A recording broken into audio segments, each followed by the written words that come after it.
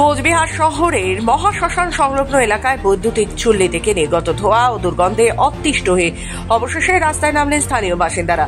ধোঁয়ার সঙ্গে মিলিত দুর্গন্ধে গত প্রায় 2 মাস ধরে দুর্বিষহ পরিস্থিতির মধ্যে দিন কাটাচ্ছেন তারা। অভিযোগ, বৈদ্যুতিক চুল্লির ধোঁয়া নির্গমনের পাইপে ফুটো রয়েছে এবং সেটির উচ্চতাও কমিয়ে দেওয়া হয়েছে সম্প্রতি। এর জেরেই ধোঁয়া আশেপাশের আবাসিক এলাকায় ছড়িয়ে পড়েছে এবং তার সঙ্গেই মিলছে এক ধরনের তীব্র দুর্গন্ধ, যা সহ্য করতে পারছে না স্থানীয়রা। এলাকাবাসীদের একাংশ জানান, রাতে ঘুমোতে পারি না, দুপুরে খেতে বসাও দায়। চুল্লির ধোঁয়ার গন্ধে বাড়িতে থাকার দায় হয়ে উঠছে তাদের। আরো দাবি, আগে যে পাইপ দিয়ে ধোঁয়া নির্গত হতো তা অনেকটাই উঁচু ছিল, ফলে ধোঁয়া ওপরের দিকে উঠে যেত, কিন্তু এখন সেই পাইপ অনেকটা নিচু হয়ে যাওয়ায় এবং তাতে ফুটো থাকায় ধোঁয়া নিচের দিকে ছড়িয়ে পড়ছে।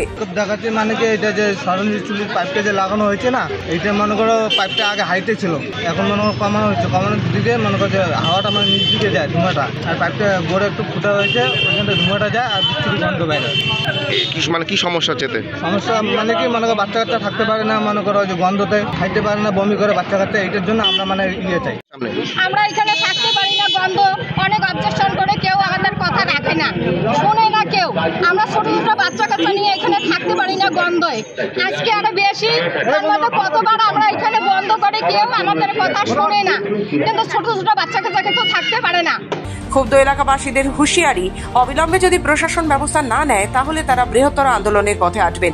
এই ঘটনায় প্রশাসনের পক্ষ থেকে এখনো পর্যন্ত কোনো আনুষ্ঠানিক প্রতিক্রিয়া মেলেনি। এখন দেখার, সমস্যা সমাধানে কত দ্রুত পদক্ষেপ নেওয়া হয়। কোচবিহার থেকে মজনুর রহমানের রিপোর্ট, খবর বাংলা।